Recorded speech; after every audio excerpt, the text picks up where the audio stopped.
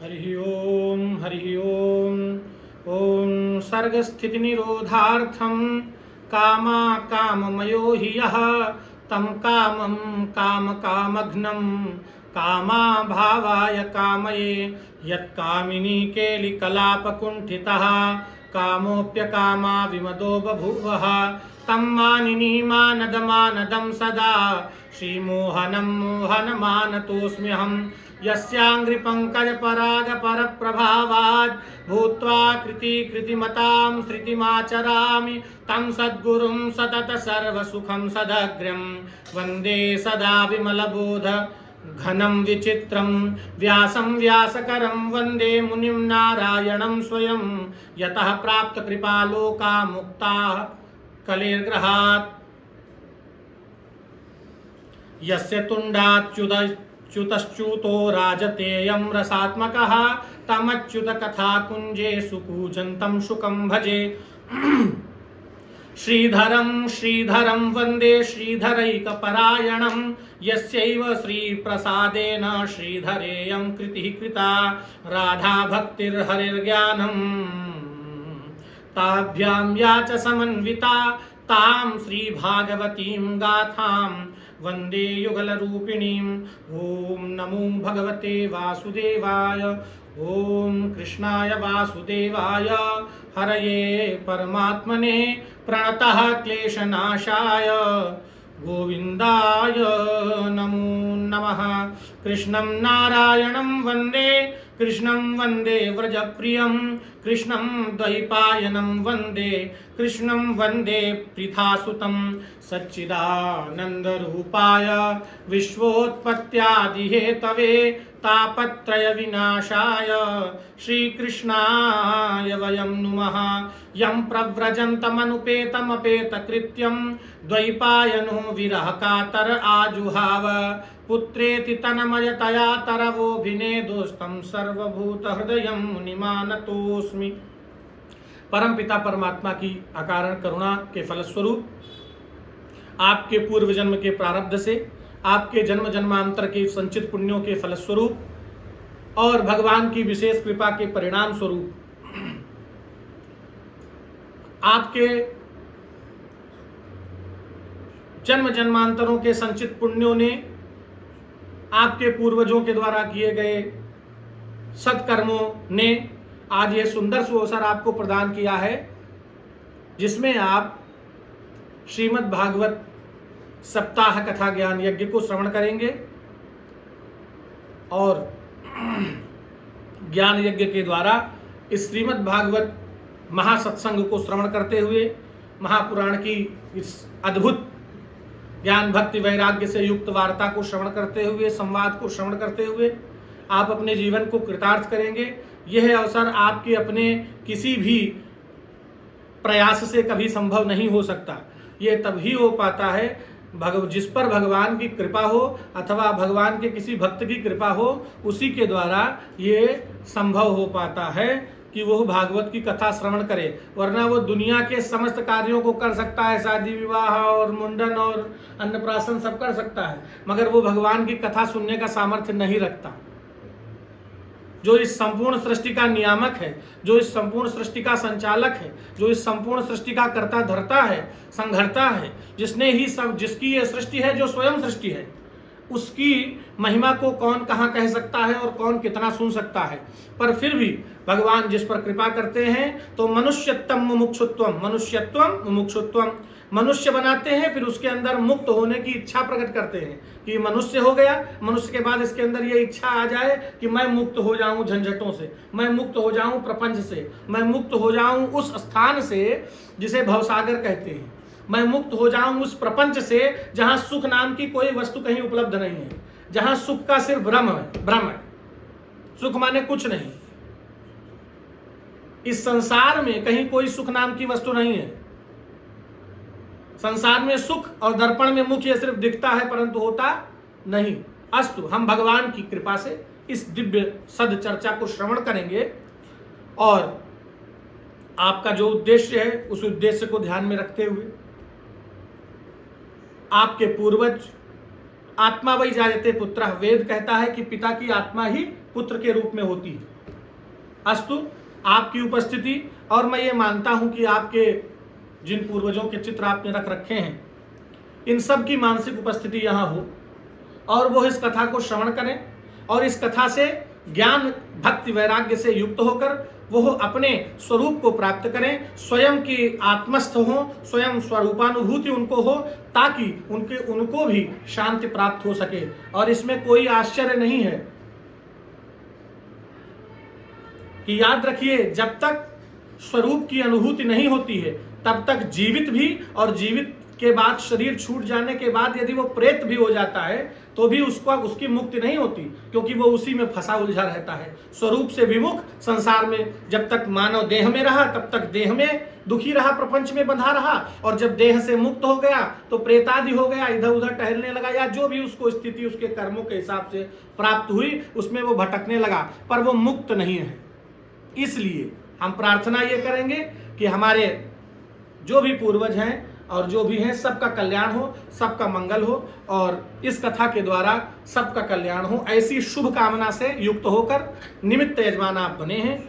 हम लोग भगवान की कथा श्रवण करेंगे यथा समय, यथा बुद्धि और यथा संयोग के अनुसार। ये जो कुछ हो रहा है ईश्वर की देखरेख में हो रहा है, ईश्वर के बनाए हुए एक योजनाबद्ध तरीके से हो रहा है। हमारी जगह कोई और भी वक्ता हो सकता था, दुनिया में इतने वक्ता हैं, वक्ताओं की कमी नहीं है। आपकी जगह कोई और भी श्रोता हो सकता था, श्रोताओं की कमी नहीं है। आप हमारे श्रोता क्यों, हम आपके वक्ता क्यों, ये सिर्फ ईश्वर जाने। इसमें हमारा आपका कोई वो भाग नहीं। ये प्रभु जाने कि हमको आप क्यों वक्ता आपके लिए बनाया, क्यों आपको श्रोता हमारा बनाया, ये तो उन्हीं की योजना है। आइए 2 बार भगवान का नाम दोहराइए और मन को निर्मल करने के पश्चात श्रीमद् भागवत महापुराण जी के श्री चरणों में प्रणाम करते हुए, व्यास जी के श्री चरणों में प्रणाम करते हुए, समस्त पूर्वाचार्यों का वंदनाभिवंदन करते हुए हम सुखदेव आदि समस्त महज्जनों को प्रणाम करके इस कथा गंगा में प्रवेश करेंगे। उसके पूर्व मन को निर्मल करने हेतु आप सभी लोग, आचार्य जी, आप समस्त लोग भगवान नाम का संकीर्तन दोहराएंगे। हम जो दोहराएंगे उसके पीछे से आप भी दोहराएंगे। सीताराम सीताराम सीताराम, जय सीताराम सीताराम सीताराम सीताराम, जय सीताराम सीताराम सीताराम सीताराम, जय सीताराम सीताराम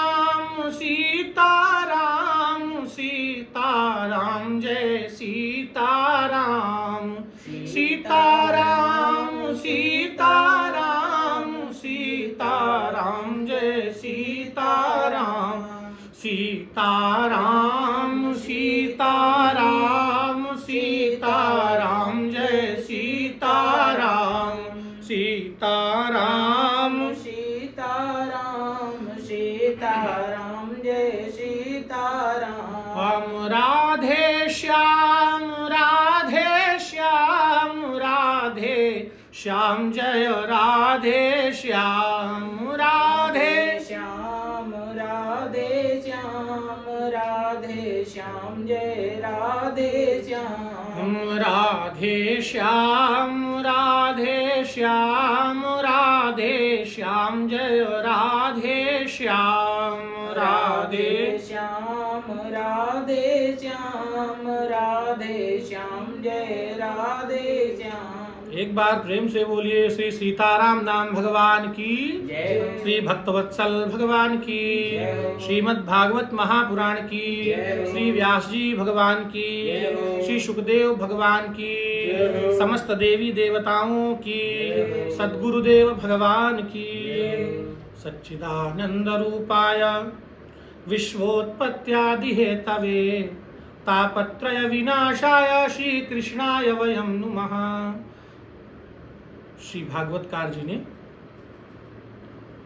श्रीमद् भागवत महात्म्य को प्रारंभ करते हुए भगवान श्री कृष्ण के उस स्वरूप की वंदना की है जिसमें उन्हें सतचित आनंद स्वरूप कहा गया। सत माने जो सदैव था, सदैव है और सदैव रहेगा, ऐसा आनंद स्वरूप जो सदैव था, सदैव है, सदैव रहेगा। परमानंद, आनंद घन भगवान श्री कृष्ण की वंदना की है और कहा है श्री कृष्णाय वयम नुमः, हम सब उन श्री भगवान श्री कृष्ण के पाद पद्मों में प्रणाम करते हैं। तदुपरांत यम प्रव्रजन्तमनुपेतमपेत कृत्यम द्वैपायनो विरह कातर आजुहाव पुत्रेति तन्मयतया तरवोभिनेदुस्तम सर्वभूत हृदयम मुनिमानतोस्मि। जिस समय श्री सुखदेव जी का यज्ञोपवीत संस्कार भी नहीं हुआ था, लौकिक वैदिक कर्मों का अनुष्ठान का अवसर भी नहीं आया था, तभी उन्हें अकेले ही संन्यास लेने के लिए घर से जाते हुए देखकर, चूंकि जब सुखदेव जी का जन्म हुआ था, व्यास जी के पुत्र सुखदेव जी कौन, इनका जब जन्म हुआ था तो सुखदेव जी परमहंस हैं। वो तो प्रारब्ध के वश जन्म मरण की जो भी व्यवस्था, आने की, अवतरण की, ईश्वर की इच्छा, वो ईश्वर ही हैं, ईश्वर का अंश ही हैं। तो जैसे ही जन्म हुआ, जन्म होने के तत्काल तुरंत ही उसी स्थिति में वो तुरंत वन की ओर, संन्यास की ओर चल दिए, विवाह की, और कुछ सोचे ही नहीं, पिता से और कोई बात नहीं हुई। ये जिनकी आप कथा सुन रहे हो, ये कोई साधारण मनुष्य की नहीं सुन रहे हो, जैसे हम आप सब हैं ऐसे नहीं थे। ये महापुरुष, महज्जन और ईश्वर ही विशिष्ट अंश में उत्पन्न हुए थे। ईश्वर अपने विशिष्ट अंश से उत्पन्न हुआ था, जिसे सुखदेव भगवान कहते हैं। तो तुरंत चल दिए। जब चल दिए तो इनके पिता व्यास जी ने इनको पुत्र हा पुत्र हा पुत्र कह के बुलाया कि कहाँ जा रहे हैं आप, कहाँ जा रहे हैं। तो ये इतने महत्, इतने श्रेष्ठ और इतने परम वैरागी हैं, मानो वैराग्य का ये स्वरूप ही है श्री सुखदेव भगवान। तो इन्होंने तो कुछ नहीं कहा, पिता पुत्रेति पुत्र इति ऐसा कहकर आवाज देने लगे, कहाँ जा रहे हो बेटा। तो वनस्पतियों ने, प्रकृति ने उत्तर दिया, वहां के वृक्षों ने कहा, जो भी उत्तर देना था वो वृक्षों ने उत्तर दिया, इन्होंने कोई उत्तर दिया नहीं। ऐसे परम वैरागी श्री सुखदेव भगवान को हम सब भी प्रणाम करते हैं, नमन करते हैं। और ऐसे सर्वभूत हृदय, सर्वभूत हृदय माने भूत माने प्राणी, भूत माने प्राणी, इसीलिए तो भूतनाथ कहते हैं। हिंदी साहित्य में आप पढ़िए तो भूत का अर्थ प्राणी है। जितने भी प्राणी हैं सबके जो नाथ हैं, वो चाहे चींटी हो, चाहे हाथी हो, चाहे सबके जो नाथ हैं वही भूतनाथ हैं, और वही सर्वभूत हृदय स्वरूप श्री सुखदेव मुनि को मैं नमस्कार करता हूं। ऐसे प्रणाम किया। तो नैमिषे सूतमासीनम अभिवाद्य महामतिम कथामृत रसास्वाद कुशलः शौनको ब्रवीत। एक बार भगवान की कथामृत का रसास्वादन करने में कुशल मुनिवर श्री शौनक जी ने नैमिषारण्य क्षेत्र में विराजमान श्री सूत जी महाराज को नमस्कार प्रणाम करके और फिर उनसे पूछा, नैमिषारण्य गए हैं आप? हाँ, नैमिषारण्य ही ऐसा तीर्थ है, समस्त ग्रंथ वहीं रचे गए हैं। हाँ, हाँ, बहुत सुंदर, सौभाग्य, सौभाग्य की बात, सौभाग्य। अच्छा अच्छा, उसमें चक्र अरे वाह, बहुत सुंदर। तो नैमिषारण्य तीर्थ में विराजमान महामती सूत जी को प्रणाम कर, जो कि समस्त शास्त्रों के निष्णात, सकल शास्त्र निष्णात परम विद्वान हैं, उनसे पूछा श्री शौनक ऋषि ने। और क्या पूछा? शौनक जी बोले, हे सूत जी, आपका ज्ञान अज्ञान के अंधकार को नष्ट करने के लिए करोड़ों सूर्य के समान है। आप हमारे कानों के लिए रसायन अमृत स्वरूप सार गर्भित कथा कहिए। आपका ज्ञान अज्ञान रूपी अंधकार को नष्ट करने के लिए आप करोड़ों सूर्य के समान हैं, इसलिए हमारे कानों के लिए कुछ ऐसा कहिए जो सुनने योग्य हो, जिसे सुना जाना चाहिए। वरना बातें तो बहुत हो रही दुनिया भर में, उन बातों को कोई मतलब नहीं, आधे से ज्यादा बेमतलब की बातें पूरे जीवन में। मतलब 24 घंटे का समय से आप ले लीजिए, आपकी जो अभी तक की आयु हो उसमें आप जरा केवल मूल्यांकन करके देखिए कि कितनी महत्वपूर्ण चर्चा हुई है और कितनी बिना महत्व की। तो आपको बिना महत्वपूर्ण की चर्चा बहुत मिलेगी, महत्वपूर्ण की चर्चा बहुत कम शब्दों में बहुत कम होती ही है। जो महत्वपूर्ण चर्चा होती है आचार्य जी, वो तो बहुत कम मात्रा में, वो बहुत कम ही होती। तो कुछ ऐसा कहिए जो श्रवण करने योग्य हो। अच्छा, चूंकि शौनकादि समस्त ऋषि ये भगवान की कथा अमृत के रसास्वाद में आनंदित, रसास्वादित होने वाले हैं, इनको भगवान की चर्चा सुनने में आनंद आता है। इसलिए इन्होंने पूछा, अच्छा जो भगवान की चर्चा नहीं सुनेगा वो संसार की चर्चा सुनेगा, और संसार की चर्चा आप सुनना शुरू करिए, सुनने में पाप होगा, और तो छोड़िए सुनने में, क्योंकि बहुत लोगों की आदत होती है बेवजह की, इनके पास इनके जैसी, उनके पास उनके जैसी। अब वो कहे तो इनकी उनकी रहे और सुन आप रहे हो, तो आपको भी सुनने का पाप लग रहा है कि फर्जी में हम किसी की निंदा सुन रहे हैं बेवजह। जो सुनने योग्य है उसे ही सुना जाए। जैसे कल आप चर्चा हमारी आपकी हो रही थी, नाम नहीं लूंगा, तो जो श्रव्य है, जिसे सुनने से कल्याण हो, जिसे सुनने से हमें हमारे मानव जीवन का लक्ष्य प्राप्त हो। क्या हमारे मानव जीवन का लक्ष्य इतना ही है? हम जन्म लेने के बाद केवल इसीलिए आए हैं कि बस पत्नी बच्चे परिवार हो जाएं और उसके बाद हम खाते पीते रहें और टहलते घूमते रहें, इतने के लिए हैं, सो जाएं, इसी के लिए हमारा मानव जन्म है? क्या इतने के लिए ही है? नहीं, तो फिर किस लिए है? अरे भाई, ये खाना पीना और रहना और ये सब तो जानवर भी जानते हैं, ये सब तो पशु पक्षी भी जानते हैं, तो हमारे उनमें क्या भेद है? आखिर हमारी विशेषता क्या है? कभी इसको जानने का प्रयास किया? विशेषता यह है कि हम मनुष्य यदि बने हैं तो इसी देह में हम अपना कल्याण कर सकते हैं और इस जन्म मरण के चक्कर से छूट सकते हैं। क्योंकि आप लाख चाह लो, इस संसार में कहीं कोई भी वस्तु आपको लगातार सुखी नहीं कर सकती। सुख हो चाह ही नहीं, यहाँ चाह कर भी सुख नहीं, क्योंकि धनवान दुखी और कुलवान दुखी। धनवान इस बात से दुखी है कि मेरा धन और बढ़ जावे, अभी कम है, उसके असंतोष ने उसको दुखी कर रखा है। और कुलवान दुखी, कुलवान इस बात से दुखी है कि मेरी कन्या का विवाह कहाँ हो भैया, सब कुल ढूंढो, ये ढूंढो, वो ढूंढो। तो धनवान दुखी, कुलवान दुखी और पुत्रवान दुखी, श्रीमान दुखी हैं। और पुत्रवान इस बात से दुखी, पुत्र हमारे हिसाब से क्यों नहीं चलता, हमारी संतान हमारी बात क्यों नहीं मानती, इसी बात से दुखी है। पूत कपूत तो का धन संचय और पूत सपूत तो का धन संचय। तो इस बात से कोई न कोई ने कुल मिला करके जिन्होंने इस छंद को लिखा उन्होंने ये कह दिया कि धनवान दुखी, कुलवान दुखी और पुत्रवान दुखी, श्रीमान दुखी हैं। और भिक्षुक हैं सुन मेरे मना, जग में हरि भक्त सुजान सुखी हैं। जो भगवान के भक्त हैं केवल वही सुखी हैं। और भगवान के भक्त कौन हैं? जो सत्य को जानते हैं। और सत्य क्या है? कि दो बातन को भूल मत,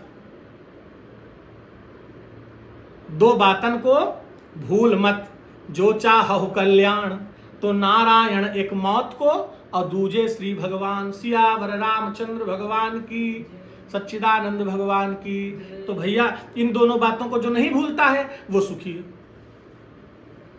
वो भगवत भक्त है। क्योंकि ईश्वर के अतिरिक्त जहां जिसे किसी से कोई अपेक्षा ही नहीं, ईश्वर से भी यदि अपेक्षा है तो इस बात की है कि प्रभु तुमने संसार में जन्म दिया है, तुम्हारी व्यवस्था में हम हैं, हमारा कुछ नहीं बिगड़ेगा, तुम्हारा बिगड़ेगा, हमारा कोई अपमान नहीं होगा, तुम्हारा अपमान होगा। पर ये कौन कह सकता है? जिसका कंप्लीट सरेंडर है। ये नहीं कि तुम अवसरवादी हो, मौके पर भगवान की जरूरत पड़ी तो भगवान भगवान और बाकी जीवन हलवा खाओ तो भगवान भोग न लगाओ, रसमलाई खाएं तो भगवान की भोगे नहीं लगाए आए, और समस्या में आ गई तो चार अगरबत्ती पकड़े, जय जय जय हनुमान गोसाई कृपा करो गुरुदेव ने। अब हनुमान जी सोच रहे हैं इनका क्या करें। ऐसा नहीं करना है। जो कंप्लीट सरेंडर, जिसका संपूर्ण समर्पण भगवान के श्री चरणों में है, वो अनन्य भाव से ये कह सकता है कि हे नारायण, हे दीनानाथ, हे जगन्नाथ, हे जगत पालक, आपकी ही शरण में हूं, आप ही मेरा कल्याण कीजिए। ये असली भक्त का लक्षण है, उत्तम कोटि का भक्त। उत्तम कोटि का भक्त कौन? वही उत्तम कोटि का भक्त है पंडित जी जो भगवान से भी न मांगे।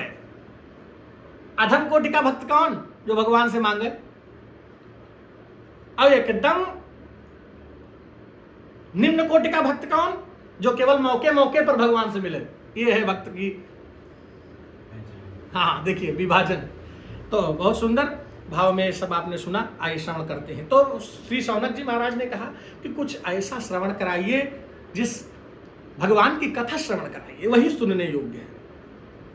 सूत जी, आप हमें ऐसा कोई शाश्वत साधन बताइए जो सबसे अधिक कल्याणकारी तथा पवित्र करने वाला और भगवान श्री कृष्ण की प्राप्ति करा देने वाला साधन हो। क्योंकि जो चिंतामणि है वो केवल लौकिक सुख दे सकती है, जो कल्प वृक्ष है अधिक से अधिक स्वर्गीय संपत्ति दे सकता है। परंतु यदि कोई संत महापुरुष और गुरु आप पर प्रसन्न हो जाए तो वो आपको नित्य वैकुंठ दे सकता है, अर्थात श्री नारायण का सामीप्य सानिध्य करा देगा अपनी कृपा से, अपने समागम और सत्संग से। श्री सूत जी कहते हैं, शौनक ऋषि, शौनक जी तुम्हारे हृदय में भगवान का प्रेम है, भगवान के प्रति समर्पण है, इसलिए तुमने ऐसा कहा है। तो सुनो, काल व्याल मुखग्रास त्रास निर्णास हेतवे। काल रूपी व्याल, समय रूपी सर्प, काल व्याल मुखग्रास, काल रूपी सर्प के मुख का सभी ग्रास है, चाहे कोई 55 का हो, चाहे कोई 55 का हो, और चाहे 100 साल का हो, चाहे 98 का हो। काल रूपी सर्प के मुख का ग्रास सभी है, सभी उसी गति में जा रहे हैं। कहते मेरा बर्थडे है आज, वो बर्थडे है, अच्छी बात है, बढ़िया। अगर आप अपना बर्थडे मना रहे हैं, सुंदर बात है। अगर जन्म दिवस मना रहे हैं, लेकिन उस जन्म दिवस में कुछ ऐसा करिए जिससे भगवत प्रसन्नता हो। नहीं कुछ करिए, रामायण करिए, कभी सुंदरकांड करिए, कभी कुछ दैवीय करिए। अगर आप अपना केवल ये मना रहे हैं कि मेरी उम्र बढ़ रही है इसलिए मैं जन्मदिन मना रहा हूं, तो आपकी बुद्धि आप जानो। हमारी समझ में ये आता है कि 1 साल और घटा, हाँ उधर बढ़ गए। बोले शंकर भगवान की जय हो। जय बोलना ना भूलिए, बोले शंकर भगवान की जय हो। तो आप देखिए, उन्होंने कहा कि काल व्याल मुख ग्रास त्रास निर्णास हेतवे। समय रूपी, काल रूपी सर्प के मुख का ग्रास बने हम समस्त प्राणियों, हम समस्त प्राणियों के त्रास निर्णाश हेतवे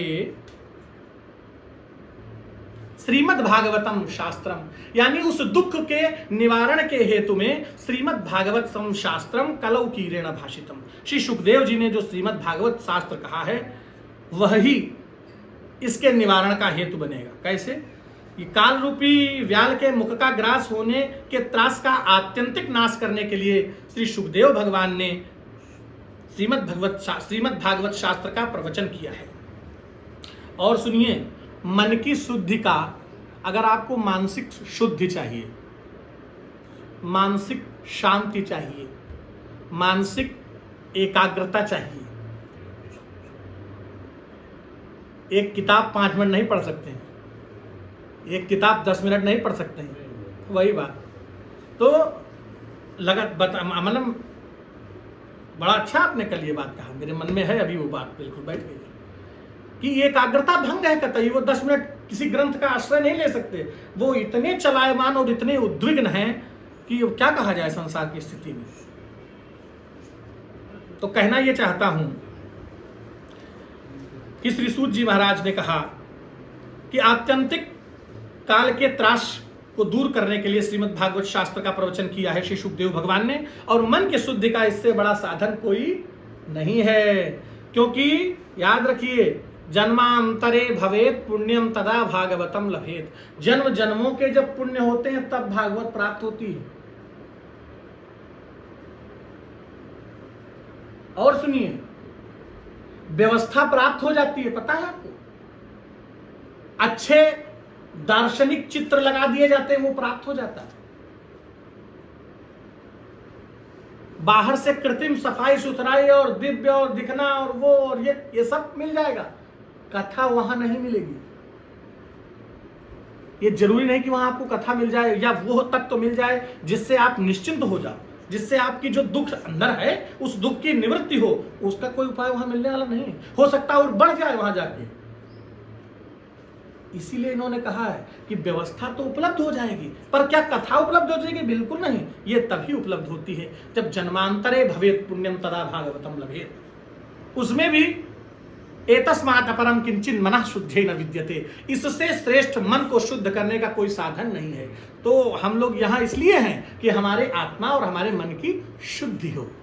मन की शुद्धि से ही व्यक्ति के जीव का मोक्ष और जीव का पतन ये मन पर ही निर्भर करता है भैया। एक साधारण उदाहरण देख लीजिए आप, बहुत सिंपल उदाहरण, आनंद आ जाएगा। आप खड़े हो कहीं मार्ग में, ठीक है, और आपका मन किसी अन्यत्र स्थान पर है और बहुत गहन चिंतन आप कहीं दूसरी जगह का कर रहे हो। और आप खड़े हो किसी मार्ग में मध्य में, ठीक है, या कहीं भी आसपास, आपके समक्ष से निकल जाने वाले वाहन का रंग आप नहीं बता पाएंगे, आपके सामने से निकल जाएगा। ऐसा नहीं कि आप देखेंगे नहीं, ऐसा भी नहीं, आप देखेंगे, आपके सामने ऐसे खड़े होंगे, आप देख भी रहे होंगे, चला जाएगा। और यदि आपकी एकाग्रता वहां नहीं है तो मैं आपसे बाद में पूछूंगा कि कैसा कलर था, तो आप नहीं बता पाएंगे। क्यों? क्योंकि मन जहां होगा आपकी एकाग्रता वहीं होगी, आपका अटेंशन वहीं होगा। तो मन यदि ईश्वर में होगा तो शरीर संसार में भी है तो भी कोई दिक्कत वाली बात नहीं है। ये जब भी जाएगा तो ईश्वर को ही प्राप्त करेगा। और मन अगर संसार में फंसा रह गया तो फिर ईश्वर को ये प्राप्त नहीं करता है। उन्हीं परिस्थितियों में ये प्रेत होता है, उन्हीं परिस्थितियों में ये अन्य विभिन्न योनियों में जाता है, और जैसा चिंतन करता है उसी को ये प्राप्त हो जाता है। श्रीमद् भगवद गीता में भगवान श्री कृष्ण जी ने कहा है, अंत काले स्मरन्ते यामति सा गति, जहां का स्मरण तुम्हारे मन में चल रहा हो। अच्छा, परम विद्वानों ने, संत जनों ने, महज्जनों ने ये क्यों कहा है कि आप चलते फिरते भगवान का ध्यान करिए। आप ऑफिशियल काम कर रहे हैं तो भी ईश्वर का स्मरण करिए।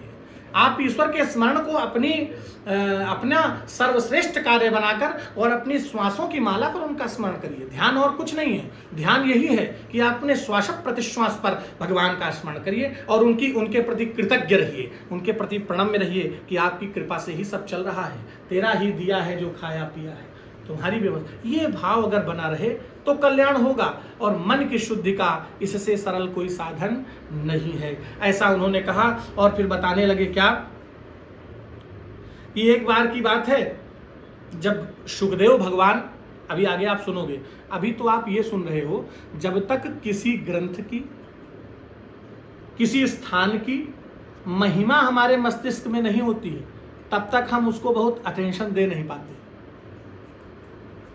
जैसे प्रयाग की बड़ी महिमा है, कुंभ की बड़ी महिमा है, तो कुंभ की महिमा सुन के इस बार भीड़ हुई थी, समझ रहे हैं? वो 140, 143 और 142 सब बहुत लोग बता रहे हैं। तो ये जो सुना है उन्होंने, इससे वो वहां इतनी भीड़ है कि अरे बाप रे, ये ना हमसे वंचित, ये ना हम छूट जाए, ये ना वंचित रह जाए, चूक न जाए कहीं से, ठीक है ना।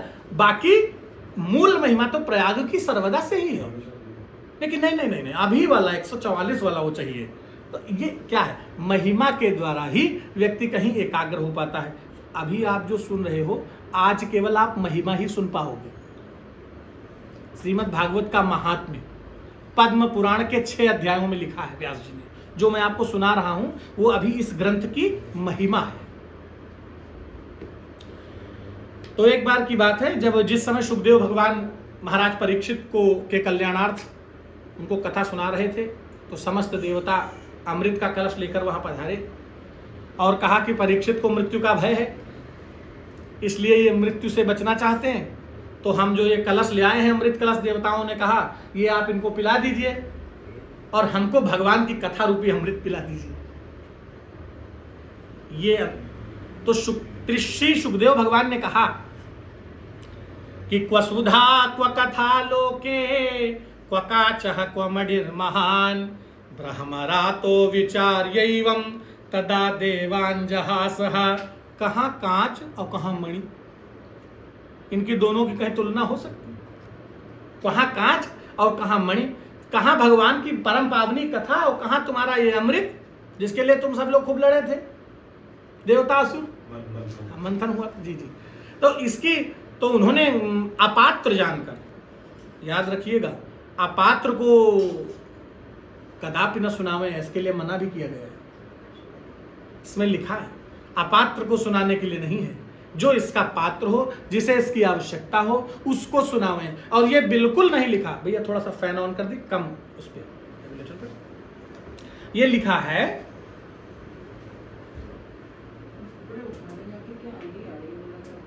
श्री सीताराम, श्री सीताराम। तो भैया अपात्र को नहीं सुनाना है, सुपात्र को सुनाना है। जो इसका अधिकारी हो वही इसको सुन सकता है। तो उनको अभक्त जानकर श्री सुखदेव भगवान ने कथा रूपी अमृत का दान नहीं दिया। पूर्व काल में श्रीमद् भागवत के श्रवण से ही राजा परीक्षित की मुक्ति देखकर ब्रह्मा जी को भी आश्चर्य हुआ था।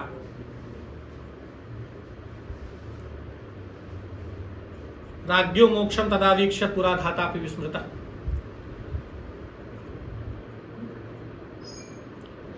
देखिए, राज्ञो मोक्षम तदा वीक्ष्य पुरा धातापि विस्मिता। पूर्व काल में श्रीमद् भागवत के श्रवण से ही महाराज परीक्षित की मुक्ति देखकर ब्रह्मा जी को आश्चर्य हुआ था। उन्होंने सत्यलोक में तराजू में समस्त साधनों को तौला, अन्य सभी साधन हल्के पड़ गए, श्रीमद् भागवत सदैव भारी रहा। यह देखकर सभी ऋषियों को बड़ा विस्मय हुआ। उन्होंने कलयुग में इस भगवत रूप भागवत शास्त्र को ही पढ़ने सुनने से तत्काल मोक्ष देने वाला है, ऐसा निश्चय किया। अब सप्ताह विधि से श्रवण करने पर यह निश्चय ही भक्ति प्रदान करता है और मुक्ति प्रदान करता है। पूर्व काल में इसे दया परायण सनकादि ने देवर्षि नारद जी को सुनाया था। किसको सुनाया था? देवर्षि नारद जी को सनकादिक ऋषियों ने। सनक, सनंदन, सनातन, सनत कुमार, ये 4 ऋषि हैं जिनको सनकादि ऋषि कहा जाता है। ये ब्रह्मा जी की संतान है प्रथम। और हाँ, यद्यपि देवर्षि ने पहले ब्रह्मा जी के मुख से इसे श्रवण कर लिया था, तथापि सप्ताह श्रवण की विधि तो उन्हें सनकादि ने ही बताई थी। शौनक जी ने पूछा कि सांसारिक प्रपंच से मुक्त विचरणशील नारद जी का सनकादिक ऋषियों से मिलना कहाँ हो गया? ये पूछा शौनक जी ने। किससे पूछा? सूत जी महाराज। ये सनकादिक और नारद जी का मिलन कहाँ हो गया, कैसे हुआ, जरा बताइए विधि विधान से कैसे हुआ, क्या हुआ? और कथा के साप्ताहिक विधान में और इसमें उनकी मति कैसे लगी, कैसे उनकी श्रवण में प्रीति हुई, ऐसा पूछा। तो बताते हुए सूत जी कहते हैं कि एकदा हि विशालायाम चत्वार ऋषयो मलाह सत्संगार्थम समायाता ददृशुस्तत्र नारद। एक बार की बात है, अब मैं आपको कथा सुनाता हूं। कहते हैं श्री सूत जी कि एक दिन विशालापुरी में 4 निर्मल ऋषि सत्संग के लिए आए। वहां उन्होंने नारद जी को देखा और नारद जी को बड़ा अधीर देखा। कैसा देखा? बड़े चिंतित हैं। अच्छा, भगवान का भजन करने वाला, भगवान का स्मरण करने वाला, बहुत चिंतित, बहुत अधीर। एक बात सदैव याद रखिए, सच्चे और भगवत भक्त की पहचान ये है कि विपरीतता उसके जीवन में चाहे जितनी हो, पर वो आत्मविश्वास का बहुत धनी होता है। भाई, हमारा जीवन तो चलेगा प्रारब्ध से ही। जो हमारा भाग्य बना है, जो हम करके आए हैं, वही हम भोगेंगे। तो फिर भजन का क्या अस्तित्व है? भगवान की शरण में रहने वाला आत्मविश्वास से युक्त होता है। दैवीय शक्तियां उसके पास होती है। दैवीय शक्तियां क्या हैं? ऐसे थोड़ो कि बस बाण चला दिया, बस तीर मार दिया, बस ये दैवीय शक्तियां हैं। नहीं, ये दैवीय शक्तियां हैं। कौन कौन सी पंडित जी? दैवीय शक्तियां खाली तीर बाण नहीं है। दैवीय शक्तियां हैं धैर्य, दैवीय शक्तियां हैं उद्यम, दैवीय शक्ति ये उसको प्राप्त हो जाती है भगवान की कृपा से। फिर भगवान की कृपा से ही उसे जहां विपरीत परिस्थिति है वहां धैर्य मिलता है। जहां पराभव, जहां पर कहीं उसका वो हो रहा है, उन्नति रुक रही, अवनति हो रही, वहां धैर्य, ये सब भगवान की शक्तियां हैं, दैवी शक्तियां हैं, ये उसे प्राप्त हो जाती हैं। तो एक बार की बात है, श्री शनकादिक ऋषियों ने पूछा, हे नारद जी, आप क्यों चिंतातुर हैं और इतनी जल्दी कहाँ जा रहे हैं? त्वरितम गम्यते कुतश्चागमनम तव कथम ब्राह्मण दीन मुखा। ये दीनों वाला मुख क्यों बना है? आपका मुख दीनता से युक्त क्यों है? बैठ जाइए। नारद, कथम ब्राह्मण दीन मुखः कुतश्चिंतातुरो भवान। हे नारद जी, आप क्यों दीन मुख हैं? क्योंकि एक बात जान लीजिए, संसार के सामने दीन बनने की जरूरत नहीं है।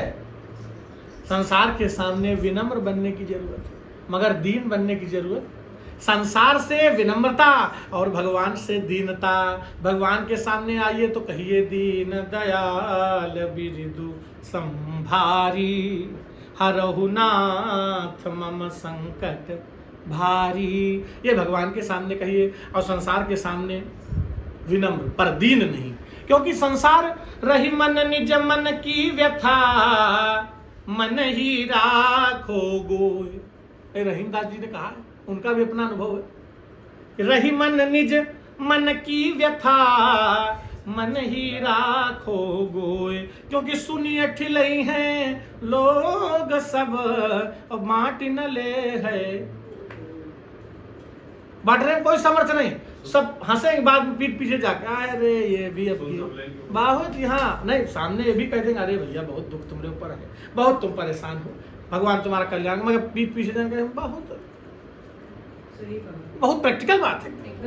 तो ये इसलिए संसार से क्यों दीनता हम अपनी कहां भाई, हमको जिसने पैदा किया है, हमारा जन्म का दाता जो है, हमारे माता पिता का भी जो जन्मदाता है, जो जगत पिता है, हम उससे क्यों ना अपनी बात कहें। नारद जी थोड़ा दीन मुख दुखे, तो सनकादिक ने पूछा, तो नारद जी ने कहा कि मैं तो भाई इस पृथ्वी लोक को सर्वोत्तमा समझ कर आया था, सर्वोत्तमा मिति, ये पृथ्वी तो सर्वोत्तमा है, और यहां भी मैंने आया और यहां मैंने क्या देखा, मैं पुष्कर गया, प्रयाग गया, काशी गया, गोदावरी गया, अन्य अन्य कुरुक्षेत्र गया, श्रीरंग गया, सेतुबंध गया, इधर उधर तीर्थों में विचरता रहा, किंतु मुझे कहीं भी मन को संतोष देने वाली शांति नहीं मिली। भैया पुष्कर, अब ये नारद जी कह रहे हैं कि मैं पुष्कर गया, काशी गया, यहां गया, अनेकों तीर्थों में मैंने भ्रमण किया, परंतु मन को संतोष देने वाली शांति नहीं मिली। नारद जी कहते हैं कि अब न सत्य है, यहां न शौच है, न दया है, न दान है, ये कुछ बचा नहीं है। उदरम भरिणो जीवा, केवल यहां के लोग बस अब पेट भरने के इंतजाम में लगे रहते हैं।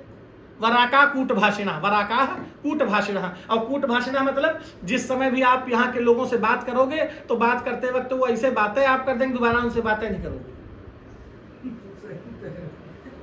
दो बातें प्रेम से बोलना छोड़िए, अगर आप उनसे दो बातें कुछ बात करना भी चाहो कि लाओ भाई प्रेम स्नेह से जरा, हाँ तो भाषा वही ऐसा बोल देंगे कि तुम दोबारा उनसे खुदे कहियो कि हाथे जोड़ लो, इनसे बचो, बोलो शंकर भगवान की जय, अकेले रहो, ऐसा। तो ये नारद जी ने देखा बड़े बहुत ही, और देखा उन्होंने कि बेचारे जीव सब पेट पालने में लगे, पेट कैसे भरे इसकी व्यवस्था में लगे हैं, और असत्यभाषी, आलसी, मंद बुद्धि, भाग्यहीन, उपद्रवग्रस्त, खाते हैं केवल लड़ने के लिए, खाओ लड़ो, हाँ, भाग्यहीन, उपद्रवग्रस्त, और साधु संत कहे जाते हैं उनको सब कहते हैं साधु। दरवाजे पा गए जो है चिमटा लिए, और ऐसा भेष बनाए है कि कहो दरवाजे तुमको डर जाओगे।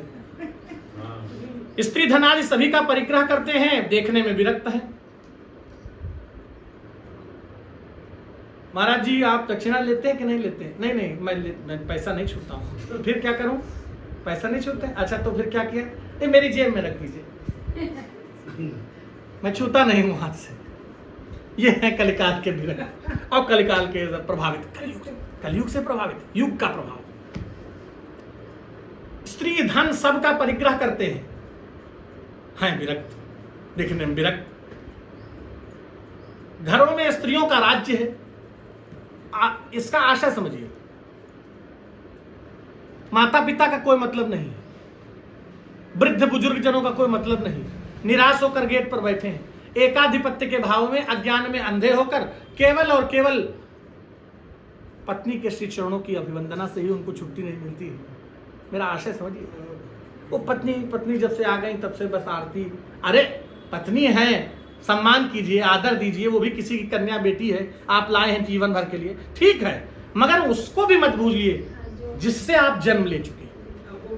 वो माँ है, वो भी तो स्त्री है। आप माँ को भी अनादर मत करिए। माँ का ये क्यों यहाँ बताया जा रहा है, इसको समझिए। ऐसा कलयुग में हो रहा है, ऐसा युग में, इसीलिए नारद दुखी है। संत और साधु और महापुरुष क्यों दुखी? अरे इस संसार में पता लगा कर देखिए तो केवल दुखी आपको वही लोग मिलेंगे जो संत हैं, साधु हैं।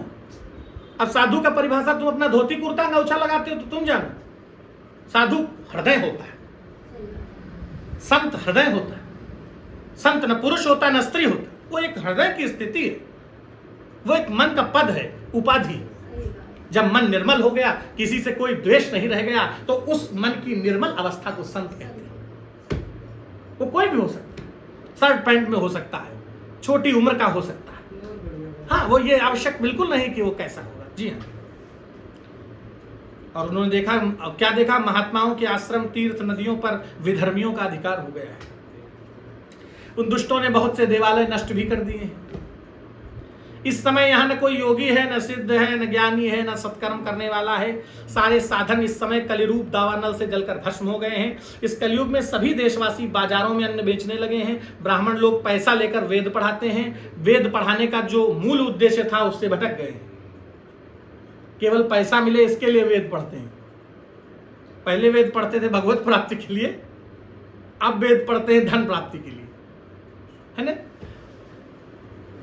स्त्रियों का कोई, और जो भी स्त्रियां हैं अनुशासनहीन होकर अपने अपने मनोनुकूल जीवन जी रही हैं। जो उनकी एक गरिमा थी, जो लज्जा थी, जो सौम्यता थी, जो शुचिता थी, जो सरलता थी, जो सादगी थी, जो सज्जनता थी, जो शिष्टता थी, जो उनकी मर्यादा थी, जो उनकी क्षमाशीलता थी, उन समस्त गुणों से वंचित होकर कलयुग के प्रभाव से मनोन्मुखी होकर घूम रहे हैं। इधर उधर जो मन आ रहा जिसका जो कर रहा। मैंने हमने ये महसूस किया है, मेरी आत्मा ये कह रही जो मैं आपसे कह रहा हूं, स्त्री और मां ये दोनों एक दूसरे के पर्याय हैं। ऐसा लगता है कि कोई भी स्त्री हो तो सत्पुरुष, सज्जन पुरुष, कहीं कोई भी स्त्री हो उसकी इस स्त्री शब्द के प्रति मातृत्व भाव रखते हैं। अपनी धर्मपत्नी धर्मपत्नी है, ये तो धर्म के पालन के लिए है, प्रणाम है उनको। अन्य कोई भी स्त्री हो तो बहन है, मां है, इसी दृष्टि से देखते हैं, प्रणाम करते हैं। ये धरती को मां क्यों कहते हो भाई? ये भी तो स्त्रीलिंग है, धरती मां है। क्यों? क्योंकि इसको खोदते हो, पेड़ लगाते हो, बीजारोपण करते हो, बाद में जल लेते हो, बाद में जहां तहां मन होता है फेंक भी देते हो, खोद खाद के जो जहां जैसे, परंतु फिर भी समानता से तुमको वो आज तक पाल रही है। इसी को मां कहते हैं। यही डेफिनेशन है। ये मां क्यों है? ये मां इसलिए है। मां शब्द और स्त्री मुझे लगता है, परंतु जब ये मनोन्मुखी हो गई तो फिर सब ये देखा नारद जी ने। तो नारद जी कहते हैं, इस तरह कलयुग के दोष देखता पृथ्वी पर विचरता हुआ मैं यमुना जी के तट पर पहुंचा। नारद जी कहते हैं, और एवं पश्यन् कलेर्दोषान् पर्यटन् नवनीमहं यामुनं तटमापन्नो यत्र लीला हरेर्भूत। यमुना जी के तट पर जा पहुंचा जहां भगवान श्री कृष्ण की अनेकों लीलाएं हो चुकी हैं। मुनिवरों सुनिए, ये सनकादिकों से नारद जी कह रहे हैं मुनिवरों सुनिए, मैंने वहां एक आश्चर्य देखा।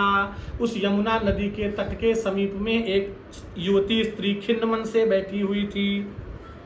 उसके पास दो वृद्ध पुरुष अचेत अवस्था में जोर जोर से श्वास ले रहे थे। वह तरुणी उनकी सेवा करती हुई कभी कभी उन्हें जगाने का प्रयास करती थी।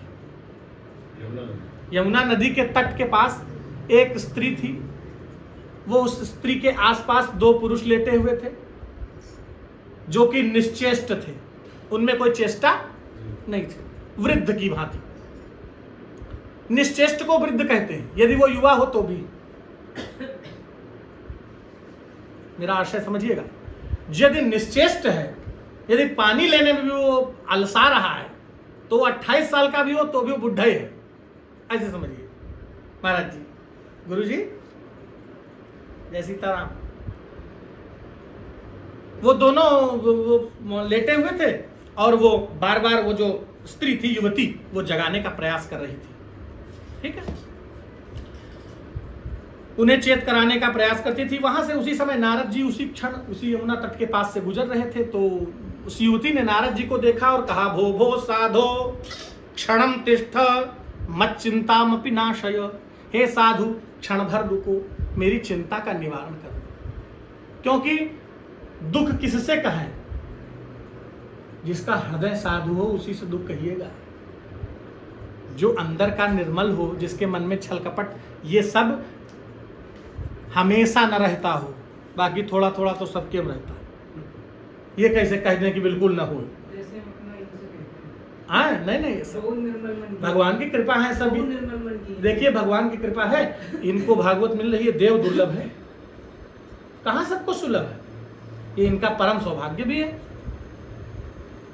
अब सुनिए, मैं कह रहा था जो उस स्त्री ने कहा, हे साधु, क्षणम तिष्ठ मत चिंतामपि नाशय। नारद जी कहते हैं कि तब मैंने उस स्त्री से पूछा, देवी तुम कौन हो? ये तुम्हारे आसपास जो पुरुष पड़े हैं ये कौन है? तो वो स्त्री ने कहा कि अहम भक्ति ऋतिख्याता, मैं भक्ति हूं। क्या हूं?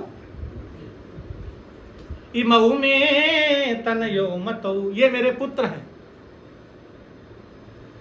उसने कहा कि मैं भक्ति हूं और ये मेरे पुत्र हैं। ज्ञान वैराग्य नामानौ काल योगेन जर्जरो, ये इनका नाम, एक का नाम ज्ञान है और एक का नाम, और ये दोनों काल योग से जर्जर हैं, कलयुग के प्रभाव से। मैं भक्ति हूं। यदि किसी भी वस्तु, व्यक्ति, स्थान को कैटेगराइज करना हो, एक्सप्लेन करना हो, डिस्क्राइब करना हो, समझना हो, तो उसे एक पात्र बनाना पड़ता है। ऋषियों की परंपरा में साकार समझने के बाद ही निराकार समझ में आता है। जिसने ए फॉर एप्पल नहीं पढ़ा है वो सीधे एप्पल नहीं लिख लेगा, पहले उसको ए पकड़ना पड़ेगा, ए बनाना सिखाना पड़ेगा, साकार पकड़ के तब निराकार में जाएंगे।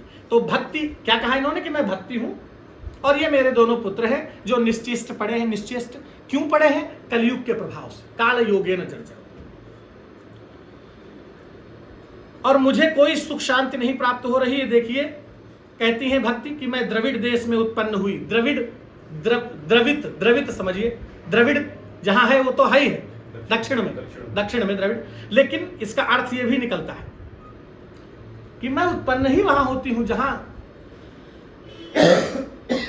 हृदय जिसका द्रवित होता है, जिसके हृदय में निर्मलता है, जो पत्थर हृदय नहीं है, वही भक्ति होती है उत्पन्न। द्रवित होने का, जिसका जो द्रवित हो जाता है, भाव से भर जाता है, वही तो भक्ति उत्पन्न होती है।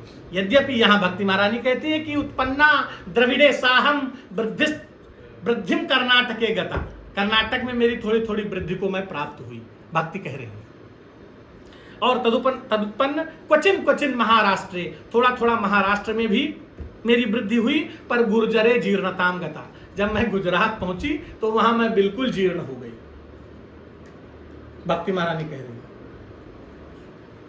मुझको वहां बुढ़ापे ने आ घेरा, क्योंकि वहां इतने देवता अलग से हैं कि कौन पूछे सनातन, और इतने देवता तो अलग से उत्पन्न हो रहे हैं भैया। हर घर में एक नया देवता है। इसके घर में जाके देखिए आप, विष्णु, शंकर और ये तो सब ही हैं, उसके साथ साथ एक नया देव। याद रखिए, केवल उन्हीं की पूजा करिए जिन्हें आपका शास्त्र और सनातन धर्म और शास्त्र कहता हो, शास्त्र में जिनका उल्लेख हो। कॉमन सेंस की बात है। वैसे तो कण शंकर है, कंकड़ शंकर, मगर फिर भी एक तरीका है, एक सिद्धांत है। किसी भी काम को करने का एक तरीका होता है। मनगढ़ंत तरीके से जहां देखो वहां जल चढ़ाए पे। बरम बाबा जी प्रणाम, थोड़ा आगे बढ़े, एक बटिया रखी रहा, उसको बटिया प्रणाम, उसके आगे बढ़े दूसरी बटिया, उसको। तुम रास्ते पर बटिया प्रणाम करो, जी काम से निकले और ना करो, बोलो शंकर भगवान की बटिया छुत छुत घूमो इधर उधर। आशय ये है कि शास्त्रोक्त जो तरीका है, शास्त्र में विधि है कि देवालय ऐसा होता है, उत्तर की ओर शिवलिंग होती है, वहां नंदीश्वर इधर होते हैं, कार्तिकेय भगवान इधर, ऐसी व्यवस्था। हाँ, ये शास्त्र में है। अच्छा, दंडवत प्रणाम करो भगवान की, भाई वाह, जय भगवान उपस्थित। अब तुम पता नहीं, कोई बहुत पुराना पेड़ लगा था, उसके प्रति सेवा भाव भले रखो, प्रकृति के प्रति जल दे दो, कभी तुम्हारा क्षमता बने तो उसमें कहीं कुछ बिगड़ रहा हो तो बाउंड्री बनवा दो, ठीक है। मगर तुम हर जगह, मतलब कोई तरीका ही नहीं है जीवन जीने का। ये कैसा उटपटांग तरीका?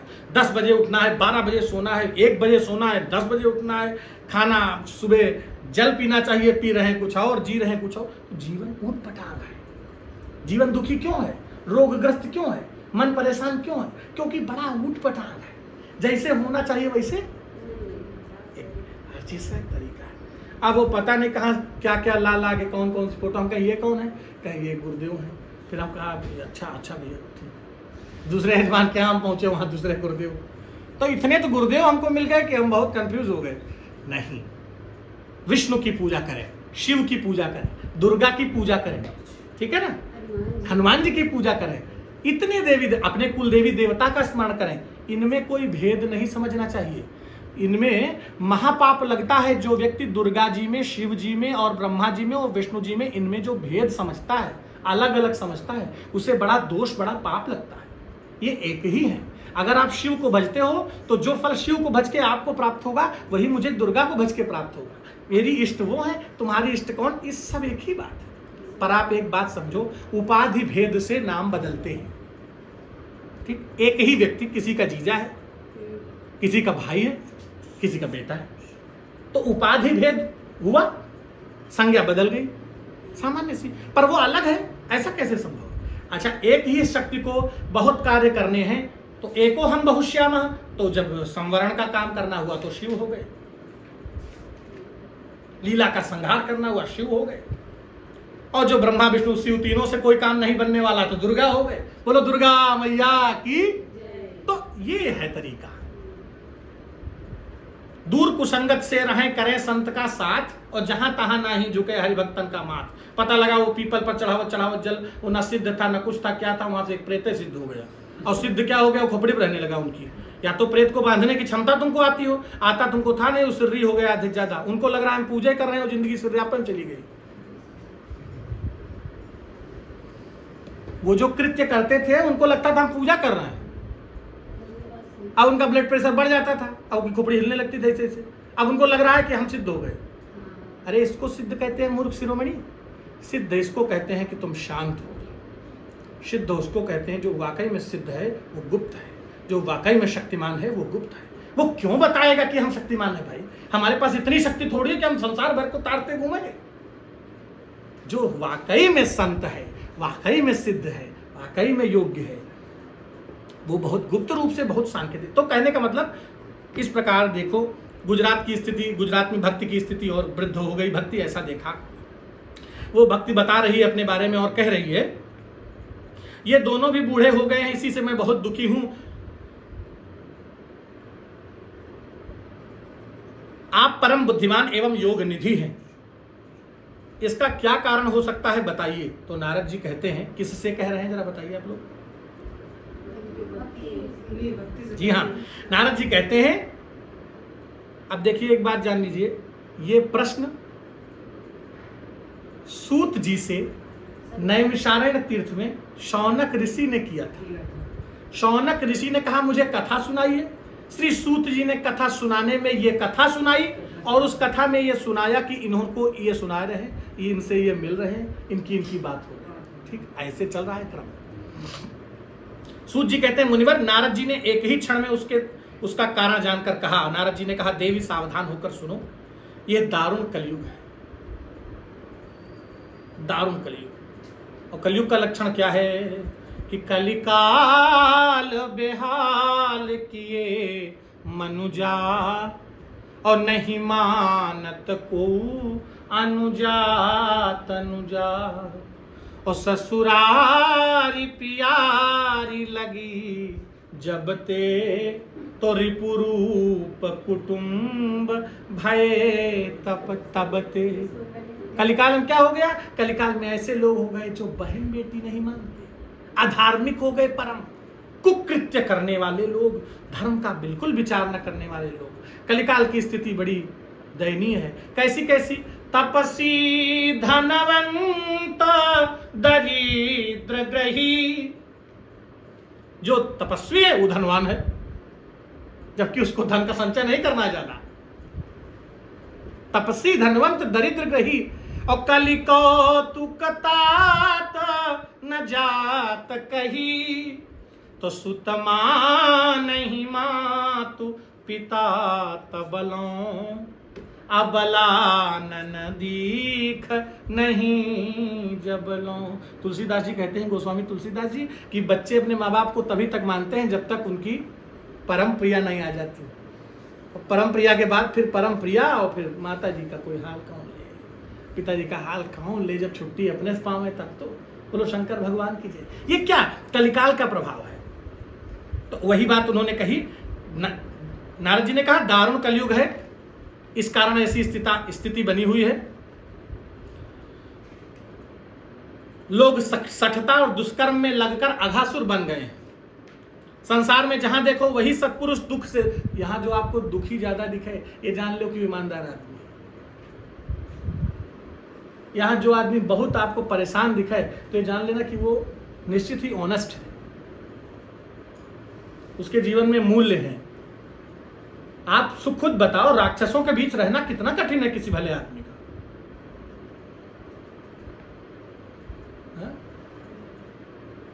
दूब की घास